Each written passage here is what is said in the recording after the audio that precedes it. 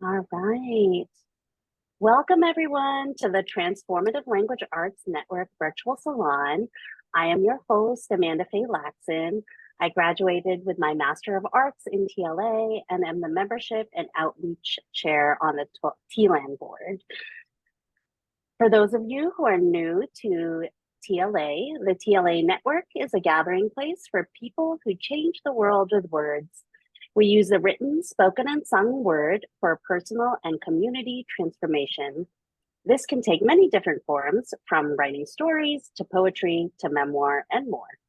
On our website, you can learn more, sign up for classes, find new contacts through the membership directory, and much more. Today, we are especially highlighting our TLAN members and Power of Words presenters. We hope you can join us for the 19th Power of Words conference this September 26 to 29, 2024 in Unity Village, Missouri.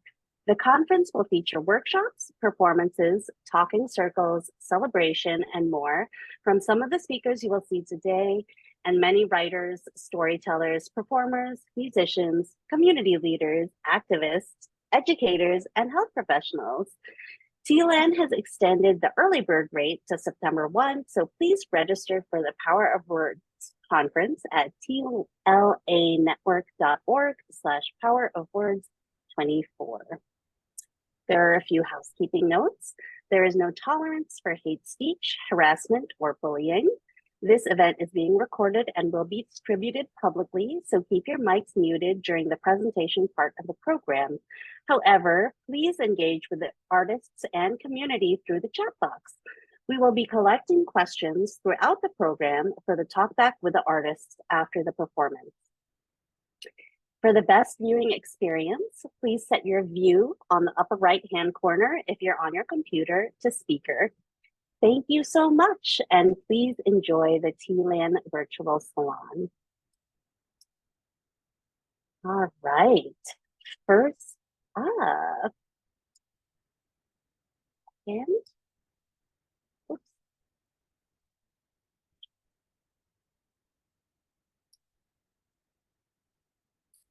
All right. First up is Kelly Dumar. Kelly Dumar is a poet, playwright, and workshop facilitator from Boston. Her poems and images are published in Bellevue Literary Review, Tupelo Quarterly, Thrush, Glassworks, Flock, One Art, and more. Kelly teaches a variety of creative writing workshops in person and online, and she teaches play labs for the International Women's Writing Guild and the Transformative Language Arts Network. Kelly will be presenting a workshop at Power of Words, Writing Monologues for Healing and Transformation, Making the Leap from Page to Stage.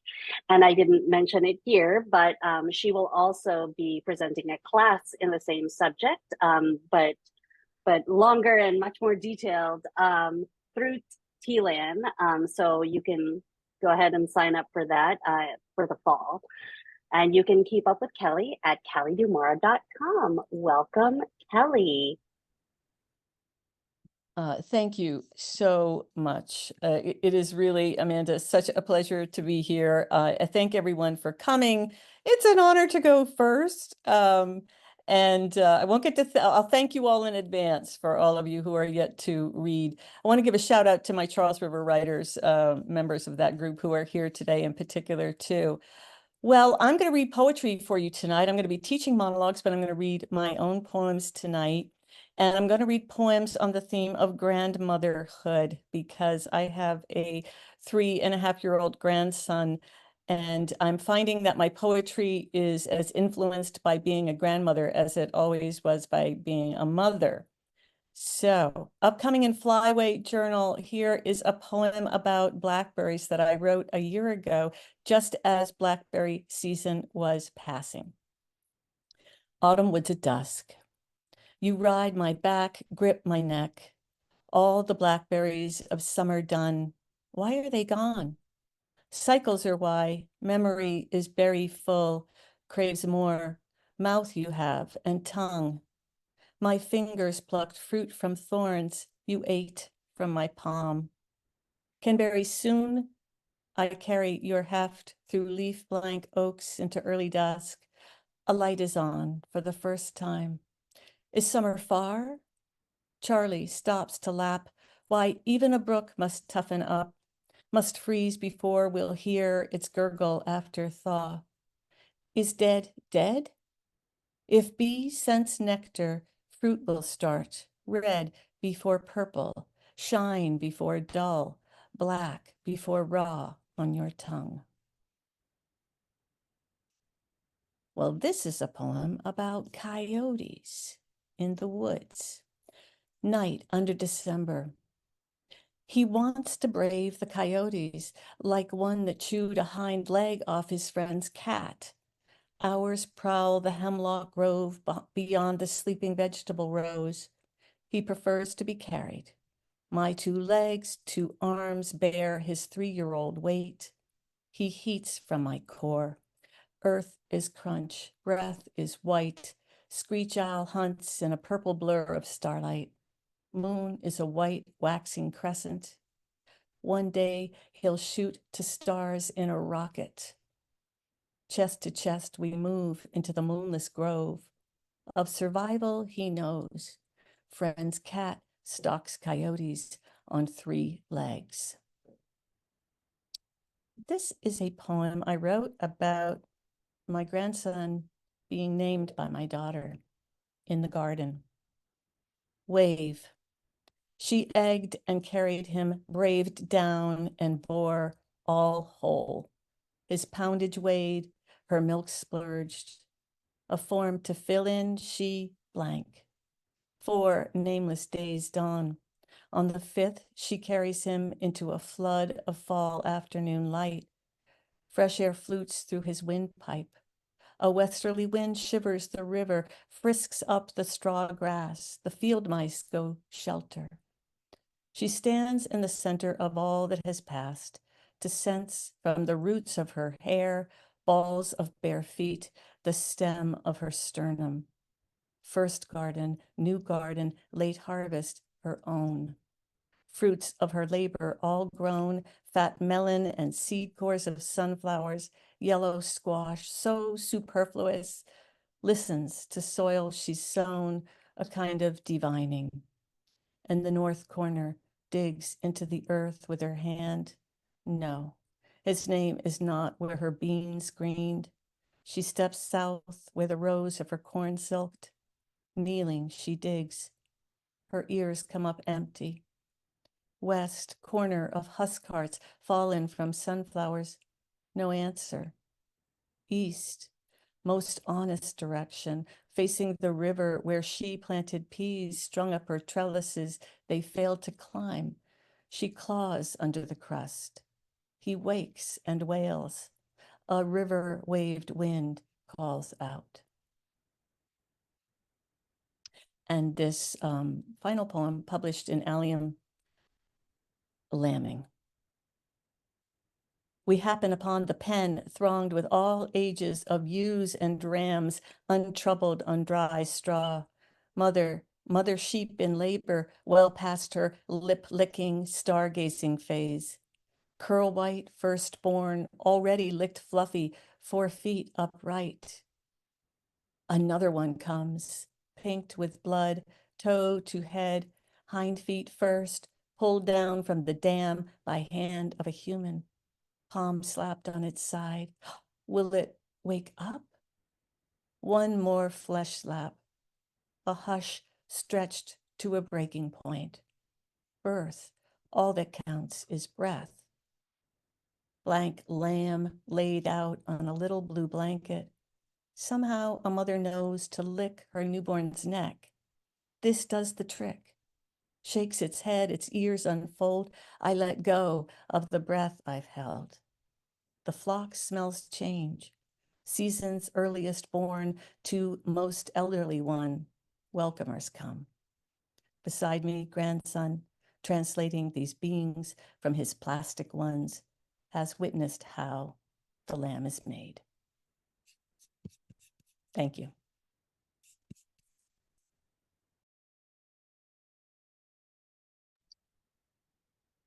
Thank you so much, Kelly. That was beautiful. I loved all the nature pieces, and everyone was kind of just it enwrapped while you were reading. So thank you so much.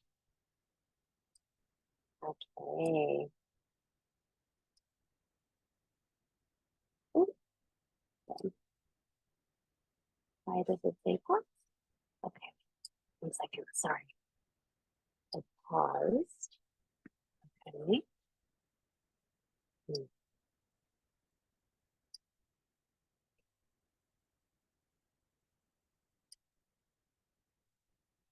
Okay. I don't know why it says that. Sorry. Technical difficulties. One moment.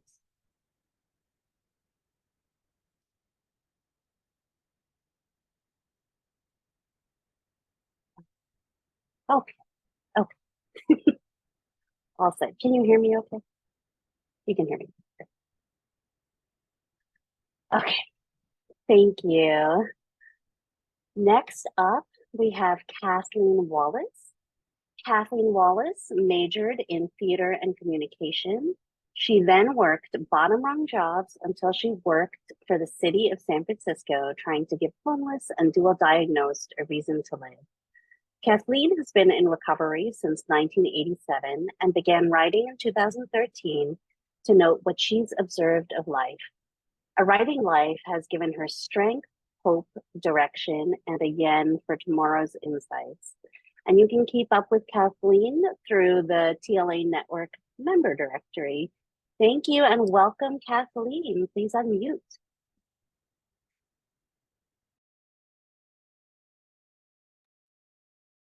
Hi there, I'm Kathleen. It's nice to meet everyone today, and thank you for the invite to read. Shall I just jump into it? Yes, please. Okay. The name of the piece I'm reading from is called Frescoes Unadorned. That I woke up at all was not my intention. I'd reasoned with myself in a depressed state that I had had enough life lessons and experiences that qualified me to take a shortcut to the great beyond. The universe had a different idea. In spring of 1988, I woke up from a 2-day coma in the intensive care unit of the UC San Francisco Parnassus campus. During my deep sleep, I dreamed of frescoes in my mind's eye. There were cherubs alone, with musical instruments, laying on the ground, skipping, leaping, and running while holding hands with other cherubs. They were concrete, unadorned bas reliefs. To the question, what should I do? I awoke, whispering to myself, take care of yourself. Is that it? An emergency room bill over $20,000 and a loss of 2 days produce the everyday awareness to take care of myself? Ambivalent, I didn't know if I wanted to live or die. If I was clear on dying, I certainly would have not taken any insulin. In hindsight, I'm glad I took some. The pain I suffered from my loneliness was unbearable. The treachery of loneliness that came with people not knowing who you truly are, but what you offer them materially, caused an indescribable hurt. I needed companionship, not death. Sometimes that's what I missed about family. Dad was even-keeled, Mom, on the other hand, disciplined from her frustration. She was emotional. Dad died in an ambulance on the way to the hospital in November '65. Mom never recovered from that loss. 8 months later, she had a hysterectomy that obliterated her womanhood. She couldn't fulfill her obligation to us, her kids, because of her deep grief. I slept in Mom's bed after Dad died, sometimes waking up to her kicking me from her dream state. She lived another 11 years, doing her best to raise the 3 adolescents remaining at home. To her credit, she never gave up. She kept going. Today, my sisters and I are the only 3 remaining alive from a pack of 7 kids. There is the next generation, and they're teeming with life. I was raised to take care of others. When I was in high school, my maternal grandmother, Nanny, was home most of the time. I used to wash and blue rinse her hair, teasing it into bouffants, page boy on one side and the other a soft flip. From 1963, at the inception of my type 1 diabetes, to 1988, I progressively took 1 shot, 2 shots, 3 shots of insulin a day. At the time of my comatose incident, I was taking 4 shots of insulin a day, a laborious commitment that drew my attention to myself. I worked a job, managed my diabetes, and was recently clean from drugs and alcohol. But I hadn't capsized my own self-loathing, so much the fabric of American culture. For a long time, I worked bottom-rung jobs, doing my best to outshine myself. I drowned my sorrows in alcohol and drugs for 20 years. In August 1988, I emerged from that stupor on a hospital bed, only to face myself prancing around as a victim. I'm thankful for Alcoholics Anonymous, AA, which taught me to let myself be guided by a sponsor through the 12 steps, to let myself be loved until I learn to love myself. Its principles helped me learn to meet my own needs as a way to love myself before rejoining the community in the service of others. The basic tenets of AA are to trust your higher power, clean house, and be of service to your fellow human beings. You then keep your side of the street clean. This requires not blaming others for your own faulty decisions. It does become your responsibility to steer the ship in all its weather conditions, benign or inclement. The detailed approach to diabetes maintenance is constant in my life, and it can be grueling. It helped me realize the upkeep of my diabetes is a ritual honoring the physical plane and that my body houses my spirit. I think this life is as spiritual as it is material. Certainly, AA's 12-step program is a spiritual discipline. It is this practice that saved my ass.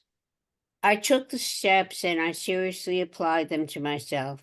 I admitted defeat and I asked for help from the universe. It produced a shift in my thinking, the support I seriously needed, the comfort of belonging to some entity bigger than the global community is divinity itself. This divine support helps me look my fears in the eye and walk through them. I've been in a long-term committed relationship for 24 years. It's been a slow process of building trust for each other and sharing the intimacies and angst of daily companionship. My partner and I maintain our humor, insight, patience, and forgiveness for each other in the life we share together. My partner also lives with an AA program, so we have shared values and processes. I've learned to trust God, myself, and my fellow humans within reason. I've learned to articulate my differences of opinion that I once bottled up for years. In tiny steps, I'm learning to speak up for myself.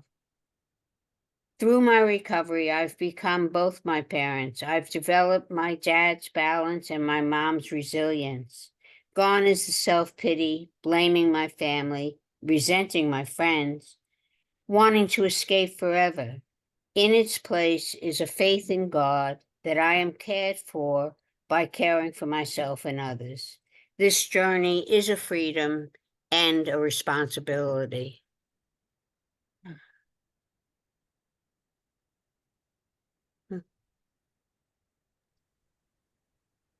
Beautiful, Kathleen. Thank you so much for sharing. You're welcome. And thank you for having me. Oh, thank you for being here.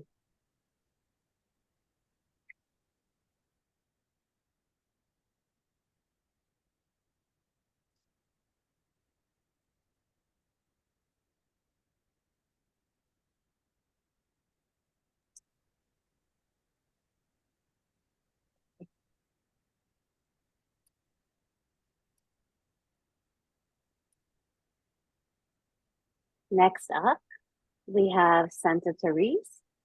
Centa Therese is a poet, interdisciplinary teaching artist, a learning, literacy, creativity, and neuro-resilience specialist. Her poems have appeared in literary journals nationwide, and she has authored a collection of poems, a memoir, and her manuscript, The Myth of Me, is due out in 2025 by Kelsey Books. Congratulations, Centa. You can keep up with Centa at centatherese.com. Welcome, Centa. Please unmute.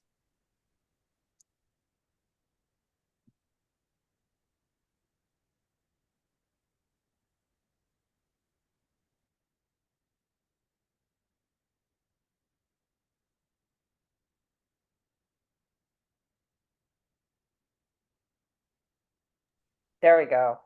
Okay. Oh. Yes, Okay. we can hear you, but we can't see you yet.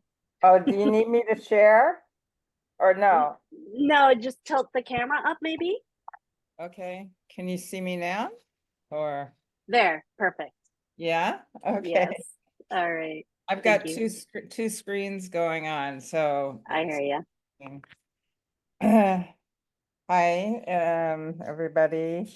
I'm going to read one poem that is not in The Myth of Me, and then a few poems from this manuscript that will be out next year that I'm really happy about. So this is called Moving. You are moving almost imperceptibly into the great neighborhood of the beyond.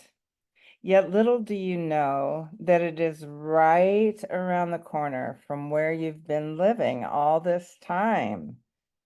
But today, your wheels like wings took you there while you were on your way to elsewhere.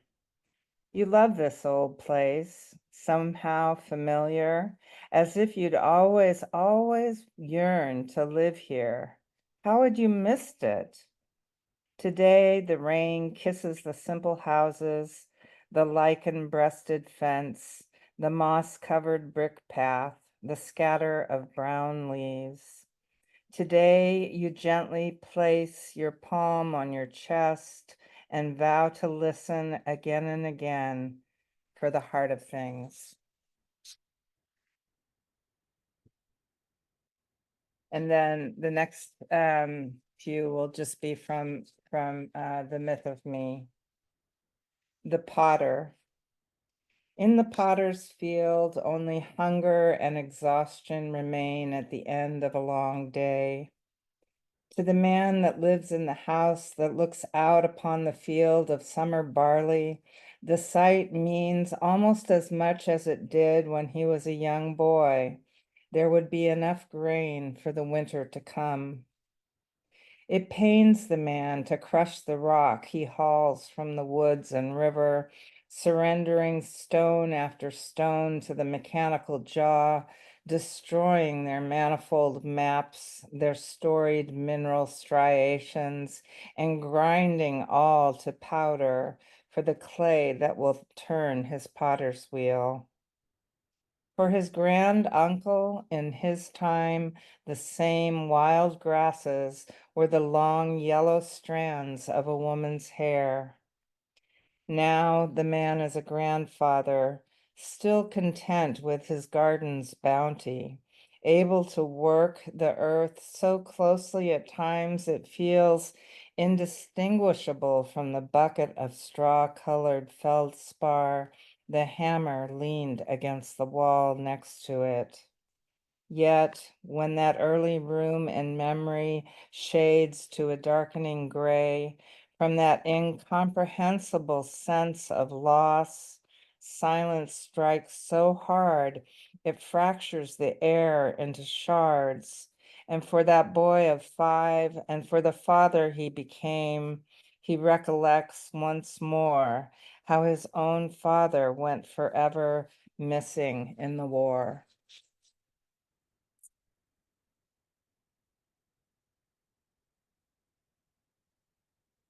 And this is called Portal. Imagine how it would be to hold one real question without fear and despair over what we do not know. Human extinction has its advantages. No needless destruction brought on by human will. The universe will be free to reveal itself without riddle or disguise. Through the portal of inevitability, one can find their seat at the table, 6 a.m., staring at a placard for Olympia beer, joined now only by the numberless who have swallowed their days. Here on Earth, we remain captivated by virtual violence and media headlines, such as the one about a young city employee on trial for tossing his pregnant wife from a small boat into a man-made lake, though he claims he was just fishing. Wherever the mind goes after you die, with human will exhausted, the universe can then be free to unleash its eternally happy dogs. And then the last one will be after the title poem of the book, The Myth of Me. I no longer run from men who want me dead or leap through windows shattering glass. No tidal waves wash over me, no more veering off radical cliffs and out of control cars. Now, when I cross a man who's drunk or bluffing, I grab his buck knife. Now I make heroic dives into green pools of crime, swim through cattails, passing sleeping bullfrogs, undistracted by the unbroken monologue of the phantom lifeguard. I rise from the slippery algae. I may be only a cartoon hero who's simply called to dematerialize evil, zapping the villain with the black hook mustache by insight alone. You might find me in the darkest sky, hovering above an urban alleyway, noting a tenant's disgruntled worship of their faltering plumbing. I imagine there will always be situations like this, worthy of my intervention. Thank you. Love it. Thank you so much, Centa.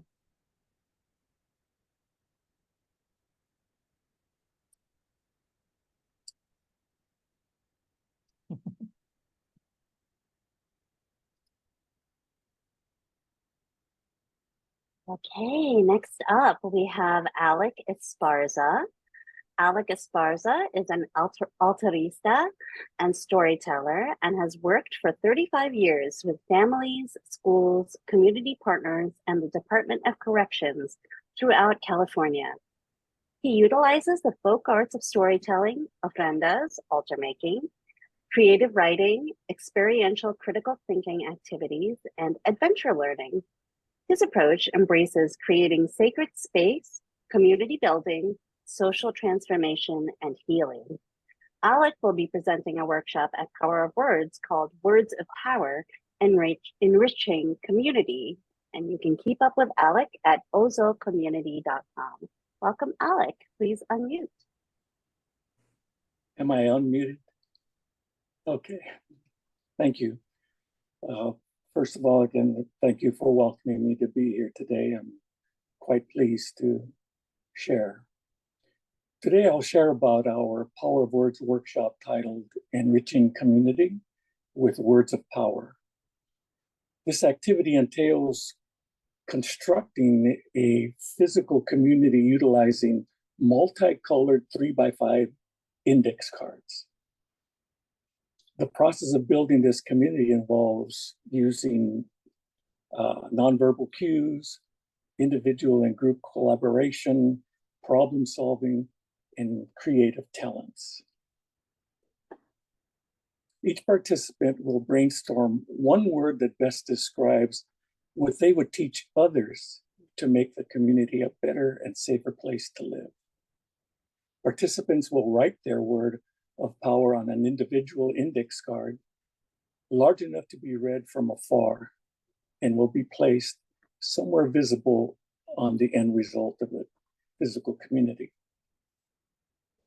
A structure of at least 7 stories or levels high will be constructed within 2 or 3 people working together. Each structure must connect with 3 other structures on the building platform. The connections do not have to be 7 stories or levels high. At conclusion of the building, participants will step away from the structured community and do a gallery walk around the perimeter to view the result of their work. In our lessons or workshops, we brainstorm words of power to compose a writing sample, a poem, short story, or an art project. In this scenario, the art project is the physical demonstration of a community. Each session begins with a mediation, arrival exercise, an intention, a quote, or a relevant story. To end this particular sharing of what we're going to do, I do want to introduce a story that we use to begin whatever workshop or activity we are doing, any strand. And so I'd like to share that with you right now. The intention of this story is I use my words to reflect my power and gratitude. One day, a travelman, a traditional healer or medicine man, was riding in a van with a non-American, Native American friend and his family heading to New Mexico from Florida. They came upon a fierce storm, so fierce that they could not see well through the windshield. As they traveled, one could feel the trampling of something on the road. As they continued the drive, the travelman stopped the van to go outside and see what was being trampled.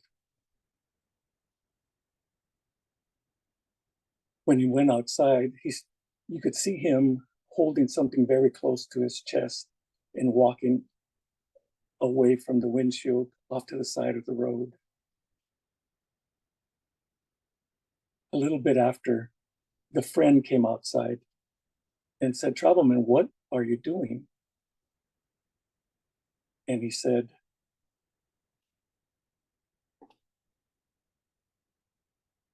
"Yes, I am moving these toads from the road because they are my brothers and sisters, and they have somewhere to go just like we do." His friend began to help, and the road was clear of toads. After a couple of more stops, the friend's family stepped out of the van to see what was going on and asked, "What are you doing, Dad, honey?" "I'm clearing the road of these toads." "But they're just toads." And he replied, "Yes, they are toads. And just like us, they have somewhere to go. And they are Travelman's brothers and sisters." The family began to help clear the road of toads as well. Not long after, the road was clear of toads crossing the road. Our inquiry to this story is, what comes to mind after hearing this story? Perhaps about the travelman, maybe the toads, perhaps the friend and his family, maybe the road, perhaps the storm, or the windshield, maybe stopping the van, or just clearing the road.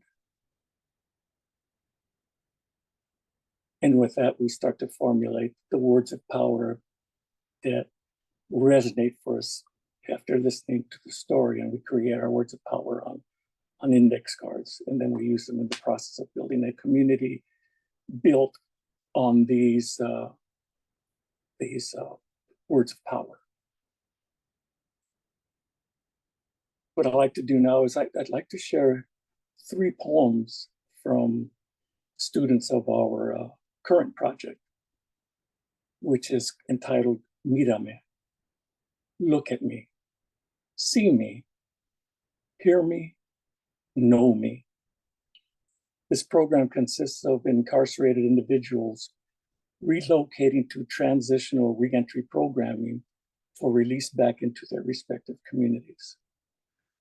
Often, our students feel that they are not artists or don't craft poems.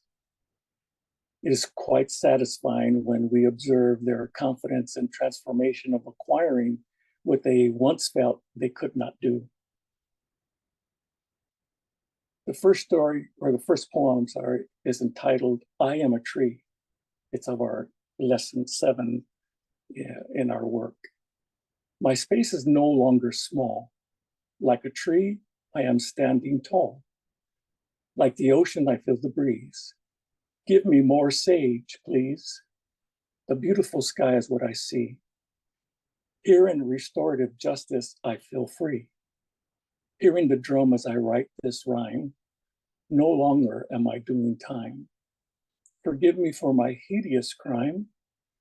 Thank you for the peace of mind. Now open is my heart. Now I can find a clean start. The second is from a lesson entitled Intentions. I feel my beingness as something powerful. When I leave all my baggage behind, I know that I've got to do what I've got to do to be successful in life. Being aware made me feel unstoppable. My energy flows smoothly without feeling held back by all the negative energy. My being is positive.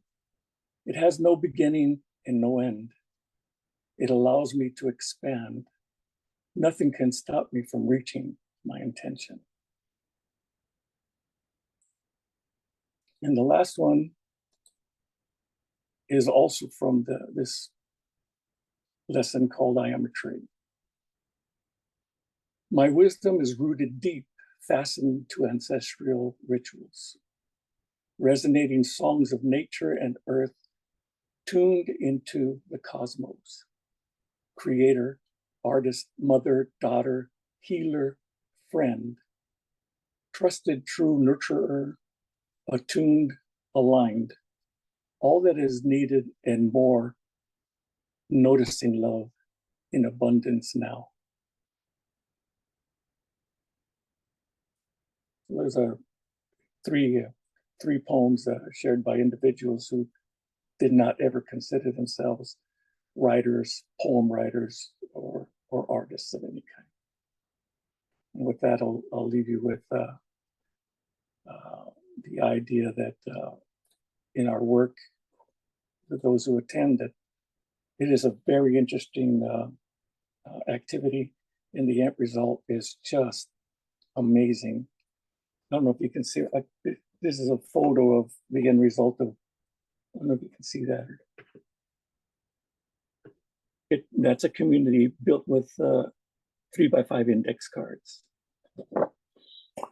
This is of a person working on their particular connections to other structures of the platform. With that, thank you so much. I appreciate the opportunity, and I'm certainly looking forward to the conference.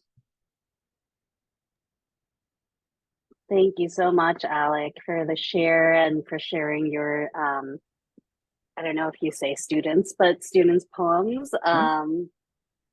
They were very powerful, and I'm super excited about the project, and can't wait to meet you in person at Power of Words. Likewise. It's gonna be great. Thank you so much.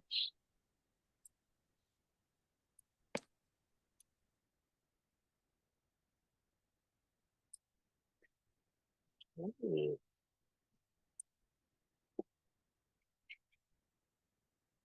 All right, next up, we have Exodus Oktavia Brownlow.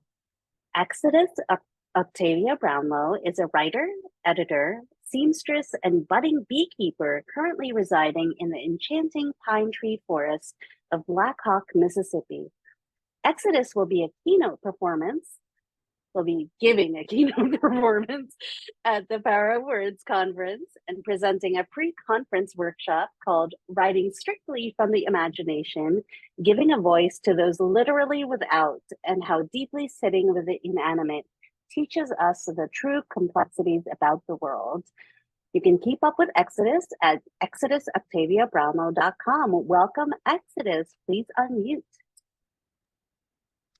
Hello, everyone. It is such a joy to be here today. I'm so grateful to you all, to TLA Network, for inviting me today. I'm so thankful for all the writers and creatives here today for sharing their work with me, I and us in general. And I cannot think of a more perfect way to spend a Sunday evening. It's just been such a beautiful time, and I'm so excited to share my piece with you all today. So I'm the kind of writer who doesn't know what she wants to read until the hour of, and I decided to read a piece called Let Me Hold What Once Held You, Let Me Make What Once Held You Hold Me, let me make the memory of us together. And this has been published with Paranoid Tree Press, which is a really cool small press. What they do is they take your piece, whether it's fiction, creative nonfiction, or poetry, and they turn it into its own zine. So when I unfold it, the piece is here. And then they have customized artwork to go with it. And they're so incredible, you guys. I hope you take the opportunity to look them up because they're doing really special things for us writers. So I'm going to be reading that for y'all today. And it is a fiction piece. Okay, so once again, the title is Let Me Hold What Once Held You. Let me make what once held you hold me. Let me make the memory of us together. The Rolling Stone sewing machine from the relative of a dead relative who doesn't use it anymore has now wheeled its way into another relative's hands and home, as if to say, here, make something of yourself, of what you already have, of. The relative of the dead relative can't use me anymore. Their hands hurt too much and their eyes can't see too well. When they start the running stitch, it marathons off of its cotton thread tracks and along to the outskirted seams where stitches cannot stay, cannot be secured. When they try to toe the pedal foot, they only end up stepping on their own clawed paws, rainbow arched against the mouth of their orthopedic shoes. Since they can't no longer feel, they press on, moving the seams along, frustrated when it all falls untogether. The Rolling Stone sewing machine won't let you talk, because if it lets you talk, it knows you will tell it the reasons that all the other relatives before you have said, that you don't have any room, that all your empty surfaces are already covered with the unused and waiting, the knitting needle for sweaters you wanted to chop, stick, slip stitch, the Easter egg yellow oil infuser from your artisanal botanical phase, the cookbooks and the bookbooks that you have been waiting a lifetime to be read. The Rolling Stone sewing machine won't let you talk, because if it lets you talk, it will talk its own way into its own orphaning. If you don't use me, it says, and you decide to shut me away to the shadows of the attic, I'm not afraid to be alone and forgotten. There are always relatives. There will always be relatives. And maybe you will be the succeeding dead relative of a relative of a relative who will find a way to make use of me. But you have to let me stay. Let me not slip away like a stitch with a too loose knot. So let me hold what once held them. Let me make what once held them hold a place with you.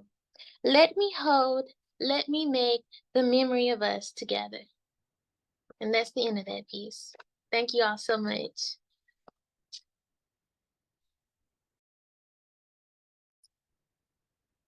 That was great, Exodus, and so beautiful. That zine is so gorgeous. Yeah, that's awesome. We gotta look them up, everybody. Thank you. Looking forward to seeing you at Power of Words.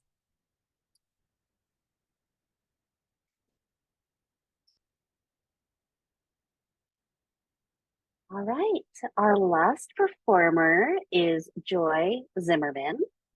Joy Zimmerman is a touring folk and acoustic roots singer-songwriter, cultivating joy and community with a clear, rich voice. A multi-instrumentalist and former social worker, Joy brings audiences hope, humor, and connection. Her newest album, Where the Light Lives, debuted at #6 on the Folk Alliance International Folk Chart Top Albums August 2023. Danny Goodband of Lakeside Music says this album should be in every folk music lover's collection, and I can attest it is stunning. Joy will be doing a keynote performance at the Power of Words conference and presenting a workshop, What's Going On? Music for Personal and Community Transformation. You can keep up with Joy at joyzimmermanmusic.com. Welcome, Joy. Please unmute.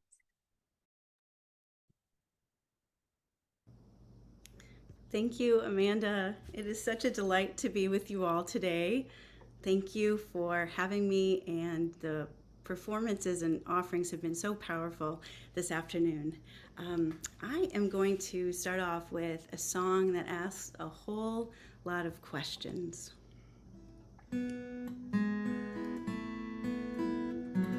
If your life were a movie, would you stay for it all? Watching the drama until curtain call.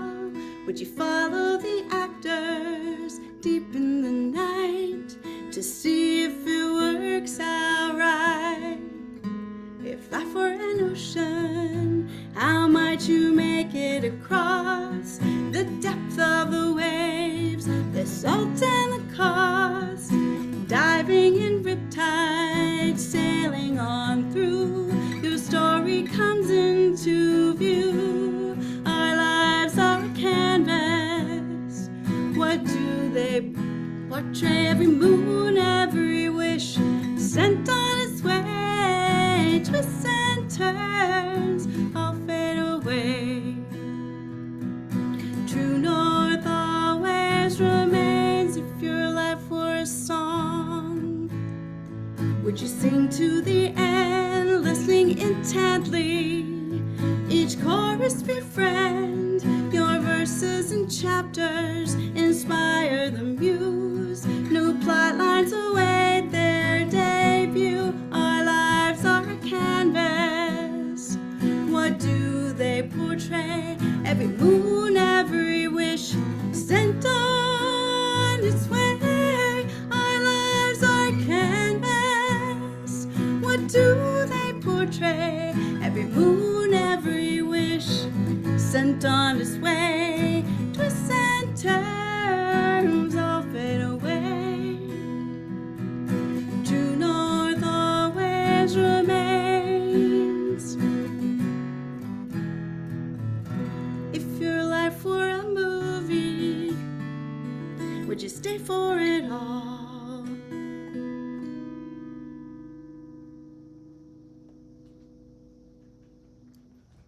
Thank you. I have one more song for you, and I also want to put in a plug for Power of Words here in Kansas City. I'm coming to you from Kansas City and invite you all to join us at the end of September if you're not registered already. I'm going to share a song with you about social media. I don't know if you're like me, but I have mixed feelings about the whole thing, sort of a love-hate relationship. So I decided to write a song called Hoping for a Click. Hoping for a click, looking for a like, comment here to make me feel alright, fine for view, sweating for a swipe. Each thumbs up makes it all worthwhile. The new judge and jury, a vast virtual crowd, swarms on algorithms, disappears without a sound. If I parachute, dance on a pin, fill my breakfast, grow thicker skin, learn to juggle or yodel or invent a twin, would it work to bring me numbers, sweet numbers? Can I get a click? Will you show some love? Will you follow me to kingdom come? Waiting for a click, living for a like. Read my post so I can sleep tonight. I just want to feel alright. I'm hoping for a click.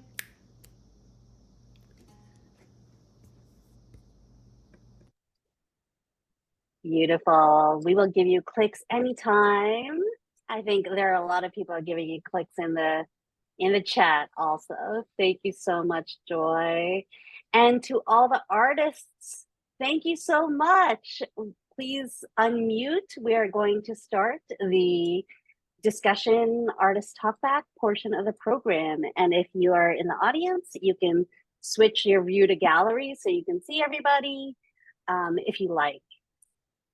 So yes, I'm so excited. This was an amazing, diverse salon, and it was so fun to see everyone perform. And the first question I have, as I said, we are promoting a lot of Power of Words right now. So to the artists, what does the phrase, the power of words, mean to you, either mentally, physically, what it has, the power of words done for you? Yeah, just go ahead, whoever wants to take it. Centa, please. I would say that there is so much in the world coming at us, you know, in the form of words and everything else. So words have a very powerful hypnotic quality. It's a and so by working with words myself, I feel that I can change the script a little bit from what's coming at me, what all the messages saying what I should be, what I should do, what's right, what's wrong. And it gives me a sense of agency to do that, to just own some words for myself and use them in my way. And so. Awesome. Thank you so much, Centa. Kelly, please. Yes, thanks. Thanks, Amanda. You know, I think it's been on really display here today. Thanks for so much for organizing this idea that I think is really unique to TLAN and the Power of Words Conference is the spoken, written, and sung word. I've never been to another conference where I go to a lot of writing conferences, and this one, it's always special in, I think in particular, because it's multi-genre, and you can hear poetry and all forms of written word, but then singing and performance as well. So I think the power of words in many modalities is really part of what our conference is all about. Mm-hmm. Absolutely. I agree.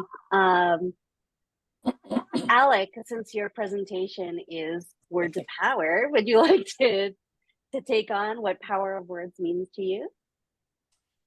Absolutely. You know, in my lifetime, growing up in the streets of East Los Angeles and the everyday challenges that one endures, I was always subjected to words that take away, that destroy, that hinder. And in the work that I've done, learning from mentors and being involved in activities that are the opposite of that. They uplift, they support, they heal. Words nurture, words teach and learn by, and makes us wiser. And there's power behind that. Mm-hmm. Thank you so much. I mean, I think it's also significant to acknowledge the power, the negative power of words. So, I mean, it just shows how much power words have, whether they be negative or positive. And so I think here we all try to use them for illumination and a form For every of, word that's negative here or is out there, there is an opposite to it. A matter of recognizing that, practicing the opposite, walking the opposite, sharing the opposite, trusting the opposite, and believing in the opposite of that. Thank you so much. Kathleen, your piece was so powerful, and I hope you got to see some of the comments in the comment section. A lot of people were very moved by your story. So could you talk a little bit about what the power of words means to you? Oh, sorry, you're muted. Let me ask you to unmute. I'm Kathleen. The power of words to me, they're powerful because they don't kill, they don't maim, they inform. And I think it's the safest and most gentlest way to impart your point of view to another person or group of people that may otherwise not have the opportunity to develop their awareness about your point of view. I think it's powerful, and it's more cutting than a sword. I usually say sword to be humorous. And to work with words is a powerful experience. It's teaching me how to think slowly, clearly, and insightfully, and how you can change the meaning of what you're saying by your choice of words points to their power. Thank you so much. The next question that I had was, and I'm going to go to Exodus first because you shared a fiction piece, but I know you also write poetry and a lot of other things. How does the form of language you use in your writing inform how or what you write? Or does it go the other way around? Oh, sorry, you're muted. I was gonna ask, could you repeat that question? But Sure. I'll put it in the chat too. okay. The question was, how does the form of language you use in your writing inform how or what you write? Or does the subject inform the form that it takes? I think I'm mainly inspired by a lot of musicality a lot in my work. And so, for instance, with this sewing machine piece, we were going through some of my grandmother's things. I mean, she's still around today, but as you know, the older that our parents get, the older that our grandparents get, they accumulate a lot of things that they no longer use or no longer have use for. And so for me, I like just to look at this inanimate object that doesn't have a voice, it can't write, it can't speak for itself, but it has so much history. It has so many lifetimes shared between it, and to just sort of open myself up to think about what that means, if that object was able to reflect back to me, if it had some sort of consciousness. And so I think I'm mainly inspired by what I see and what I hear. Rarely does it just come from me and where I'm like, okay, today I'm gonna write about this. I'm very much inspired by like sporadic moments of just whimsy, I guess. So yeah, that influences my work a lot. Influences my writing a lot. Thank you so much, I hope Exodus. that Yeah. Yeah, no, thank you so much. Kelly, do you have any thoughts about that? Because I know you write in many different formats as well. Oh, okay. Well, good question. I actually really, for the past decade, have written mostly, almost exclusively poetry. So I okay. did write plays for many years, and I actually am working on a new play, but play is all spoken word dialogue. And poetry, and I think writing monologues, absolutely language, beautiful language is essential. It's just in such a different modality because it's reflective of speech, and it's seeing the power of building through the idea of I'm saying something to someone, and that it's going to be presented by an actor, actually. So I'm really writing the framework for an experience that's going to be co-created as a monologue for the stage. So that's really different. And I'm just so passionate about teaching it because we need ways to have our really deep emotional experiences told, heard, validated. And, as one participant in my monologue workshop said a while ago, Beverly Reed Johnson, she just said it was the healing that happened for her when her monologue, her words were in the performance of an actor. She just couldn't believe that magic. It is magic. And it really, it's a whole different kind of embodiment to see your story being given back to you by a performance and that collaborative process. So I guess I am talking more about monologue because I am presenting on that. My voice personally is getting evoked mostly through poetry. I really have been developing poetry craft, but in terms of watching, experience, and working with writers, I just have a passion for helping them learn how to create a theatrical experience and what that means to have the energy of theatricality forming their story. It's not monologue for the stage is not true stories told live without notes like The Moth. It's not spoken word poetry. It's using the elements of theater to tell your story in a collaborative environment. So anyway, that's what I'm teaching for TLAN, and I love it. And I hope that also answers your question. Yeah, no, I mean, whether or not it did. And then also it was great. Does anyone from the audience have a question that they would like to ask any of our performers? If so, please just unmute and go ahead and ask.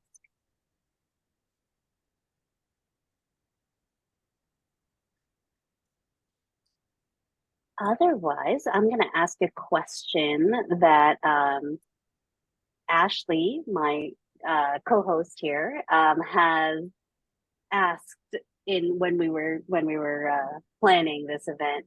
She wanted to know what questions you would love to answer about your own work. So I'm gonna just call on people, and maybe you can think of a question that you will also answer. So Joy, please. Wow, that's a cool question. I'd probably have to think about that for a bit. What would I want to ask? Is that right? What would you want to be asked about your work? Oh, yeah. Got it. Yeah, I guess, one of the most interesting questions is does the lyrics or the music come first, right? So dealing with the power of words, right? And so for me, it's a combination of things. So I guess that would be, yeah, that's one of my favorite questions because I can talk about that for a while. Yeah. Do the lyrics or music come first for you? What It how do you depends. get into Sometimes I that? have an intention. Maybe this is like Mhm. some of you write in other modalities, but what story do I want to tell? So sometimes it starts with like a seed of a question. And if Your Life Were a Movie, that was a seed from my book club. My friend Dorte in my book club asked, you know, did we think our lives were interesting enough to stay till the end of the movie? Mm, And so other times I'll hear a melody, you know, and I'll decide what words go with that. But again, it's marrying the power of words with the power of music, and so it's just an ongoing pursuit that is fun to keep trying to get better at. mm. Thank you so much. And I love when um with monologue and with music and with the zine form, like when and the art project, like when words get sort of lifted off the page through another art or in tandem with another art. So yeah, definitely music and lyrics work beautifully together to give it life, for sure. Thank you so much, Joy. Alec, do you have a question that you would like to be asked about your work? I believe so. I think one question that I would enjoy responding to is, why do you do what you do? Mhm. The audience that I perform, entertain, or interact with. And my answer would be is that there have been so many individuals, mentors, with wise thoughts and experiences, and that have shared with me on my journey of transformation. So in that, when I do my work, most of the time, the people in front of me have been where I've been Mm. in a journey heading to where I'm heading. We talk about walking in beauty, you know, which represents walking in confidence, unearthing joy, experiencing happiness, and embracing peace while homeward bound. There's nothing like home. Thank you so much, Alec. Centa, what question would you like to be asked about your work? Oh, am I? You're good. Oh, Yes. good. Oh, um,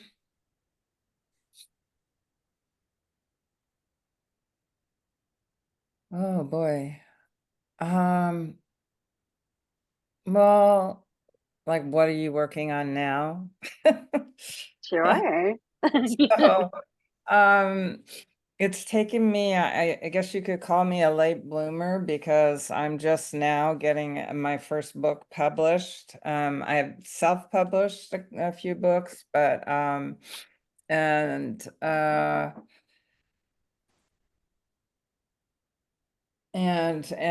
sorry, so I'm like still in shock that if I actually put the work out there, it might get received, you know, Mhm. or it will get received. So I all of a sudden really quickly put together a second book of prose poems that I have. So I'm ready to, they're off to the editor now, and there's another manuscript there because I've been just kind of putting them on the shelf, you know, rather than doing the work of putting them out to publishing. What I have been doing since the pandemic is learning about, I'm a diehard free verse poet, meaning no no real structure, but I think I kind of came up against a wall with that at some point in my development as a poet. And so I've been learning about meter and form at the ripe old age of ripe old age. And boy, you could go with it for another lifetime, because it's really, really challenging until something just struck very recently reading our poet laureate, oh shoot, what's his name? Now I'm forgetting his name.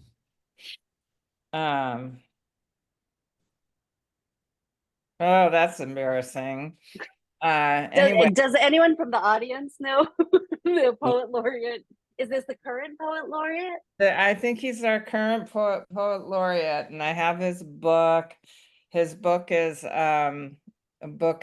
Duplex, and anyway, he developed his own form, and I read an essay from him about, you know, how he kind of questioned, like, well, what does a sonnet have? He's Black, so he's going, and from the South, and he's going, what the hell does a sonnet have to do with my life, you know? Mm. And so he just took aspects of the sonnet that he liked and mixed it with pantoum and mixed it with blues, and he created his own form. And when I read that, and then he went through all his writing and kind of, you know, just put it, anyway, it like, for some reason, I grew up in Berkeley, California, and anti-form, anti-establishment, anti-everything.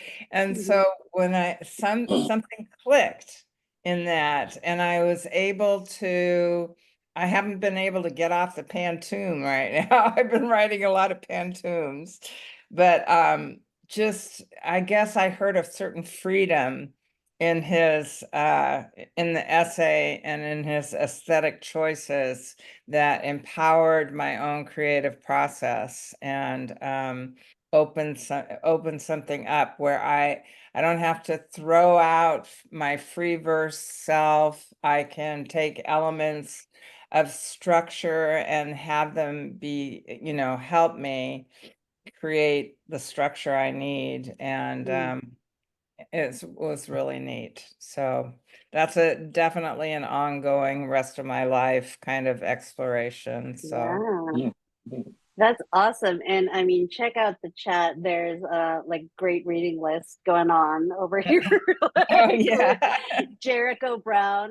Jericho I believe Brown. is the poet, Yeah, but, I love you his know, name too. Jericho yes. Brown is the one. Thank Yeah. you. And then Elizabeth said Jericho Brown and Kelly, and Kelly also, I think, put in the, is it the essay? Is that Well, like there's the an link to the essay? there's an Yeah. essay in Or the a book. blog.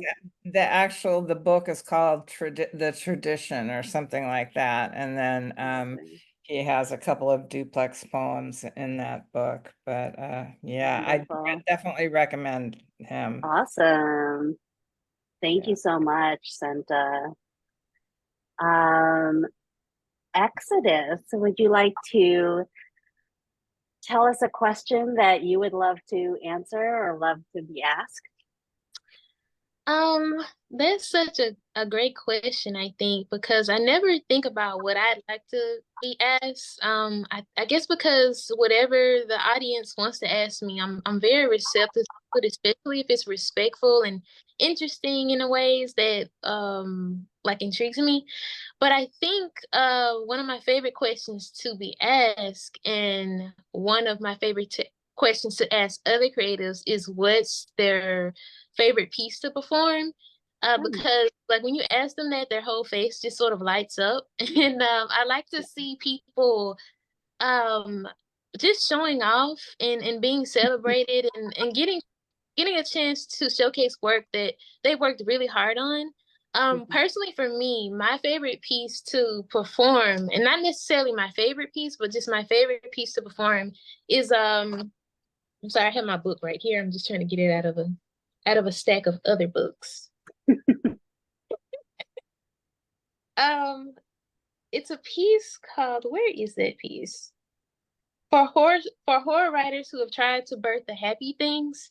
And it's creative nonfiction, but it's written in this very experimental sort of monologue-y way. And when I perform it, I get questions on whether or not I've like taken theater or any type of drama class, which is such a huge honor to me because I was a super shy kid. You could not pay me to read you couldn't pay me to read anybody else's work. You couldn't pay me to read a newspaper on stage, let alone my own work. So just being able to reflect on that growth just makes me very happy. And also because getting asked if I've performed, if I've done theater, gives me honor because my thesis director, when I was getting my MFA, is a playwright. And he's always trying to get me to like try to get into writing plays. So it feels good to sort of honor him as well because I admire him so very much and he's taught me so very much. So that's probably like a question to ask because I like to hype people up. I like to cheerlead people a lot. That's awesome. I love that part of your love to ask other creatives is to see their reaction and excitement and like, oh yeah, this one, you know, where they're like feeling themselves. Thank you. Being a kid when you ask them that question, so I just love it because they just light up so much, and you know. That's awesome. And I have no doubt that you could write a play or monologue, you know, go to Kelly's workshop at Power of Words maybe, and get started. So thank you so much, Exodus. Kathleen, thank you. Is there a question, Kathleen, that you would like to be asked about your work? I think yeah, if I had a question, it would be how is the healing process in your work supported by your writing? And to that question, I'd answer writing helps me choose words that point to the nuances in my experience, that includes my feelings, and that teaches me. So I learn about myself through writing, and that's self-knowledge, which helps, but in and of itself isn't really enough. But I think writing is a spiritual process.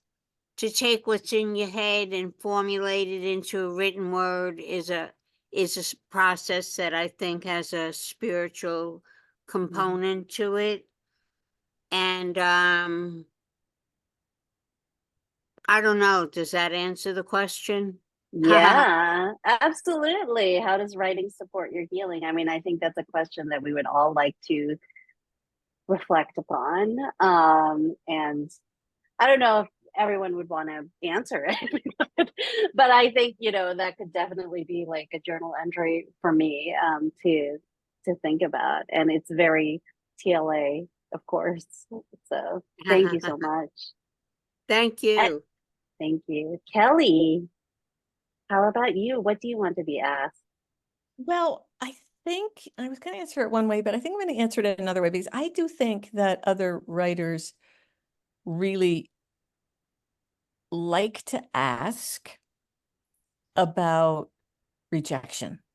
And I think it's a really challenging part of getting your work out there is learning to deal with, you know, rejection or not being selected or whatever you want to talk about.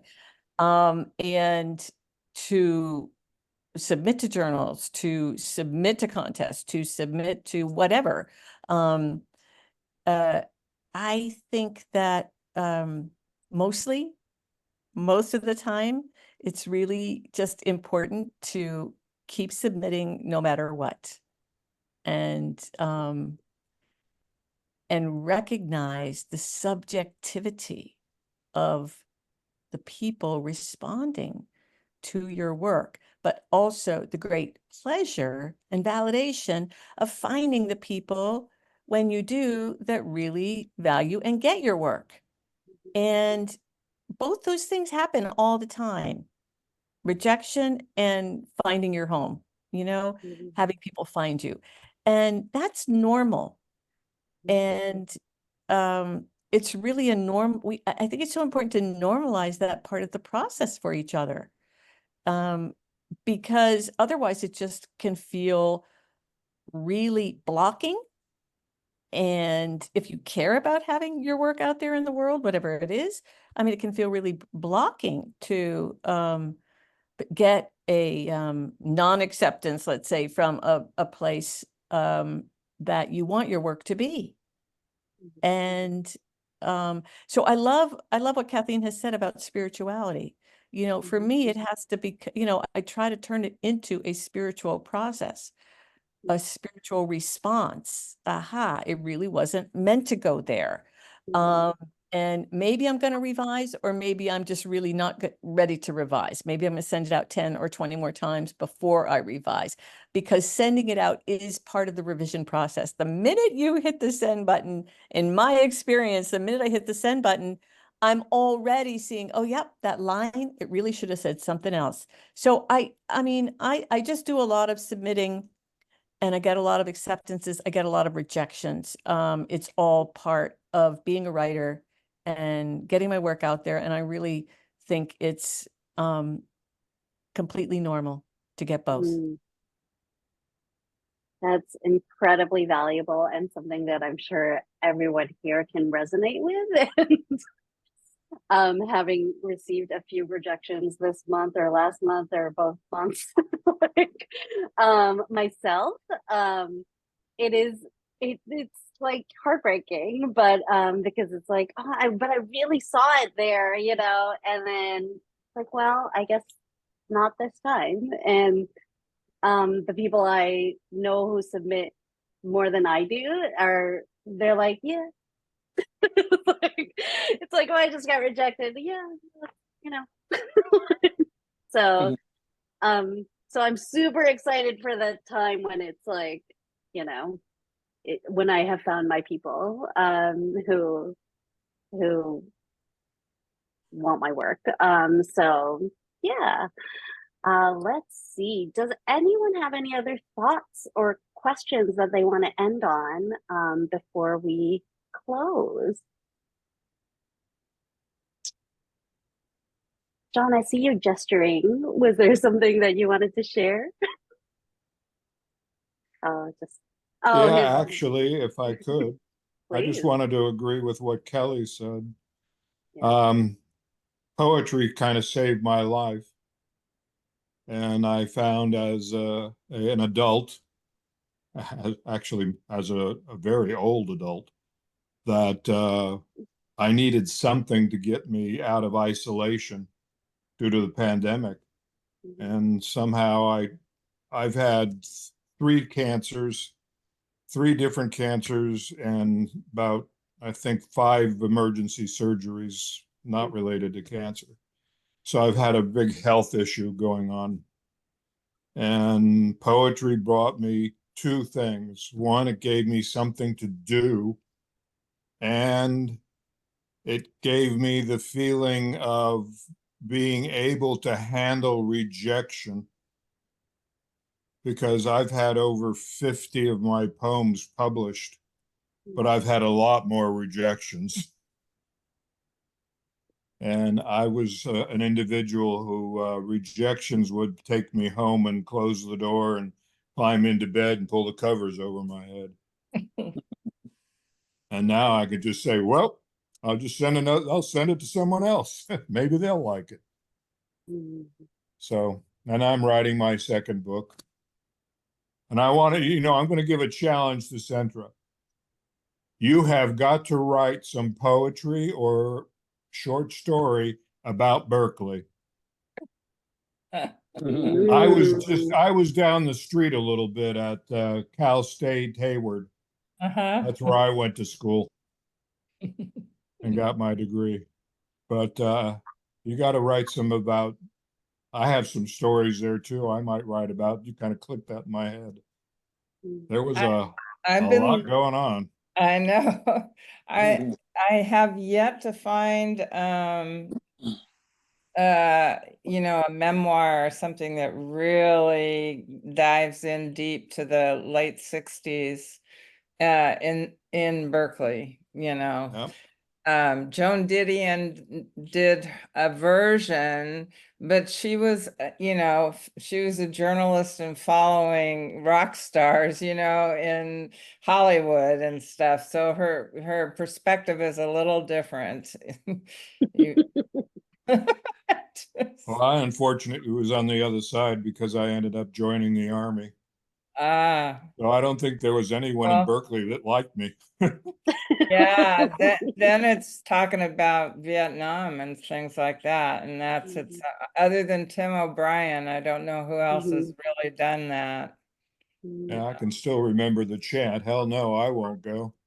Okay. Janet, did you have something to share? I did. I've also, wasn't born, but I came of age in Berkeley, and there's a beautiful book that maybe you know about, maybe you don't. It's called No? Berkeley, a Literary Tribute. And Oh, it's more like, it has some people from the 60s, but it's got people all over the place who have written about Berkeley and from the 19th and 20th centuries. And I just happened to pick it up yesterday I've had it for a while, but I picked it up. And anyway, you might really enjoy that. yeah. The editor is Danielle LaFrance, and the introduction is Malcolm Margolin, and you probably know who that is from the time in Berkeley. And it's a beautiful piece. So you might want to do a more modern version of that and bring in some more of those things. Yeah. I've tried. I have fragments of things. I could have read something, but yeah. Next Awesome. salon. Next time. Yeah. Thank you so much, everyone, for being here today. And in Ireland, I just saw that's amazing. Thank you so much for taking your Sunday to be with us. Thank you to Tracy Nichols, the TLAN managing director, who you all get emails from, and my planning committee teammates Amy Gross and Ashley Barnes for helping me put this virtual salon together. Our next virtual salon will be December 8th, 2024. So please put it on your calendar, and you can also go to TLAN's website to sign up or apply to read at the next virtual salon. And if you're not yet a member, we would love to have you. Please sign up at there you go. Ashley put all the links in the chat. tlanetwork.org/membership. Come to the Power of Words. We will be there. Many of us are presenting, and I can't wait to see you all. Thank you so much, everybody, for a beautiful afternoon. Thank you, Thank Amanda. you. Take care. Ciao.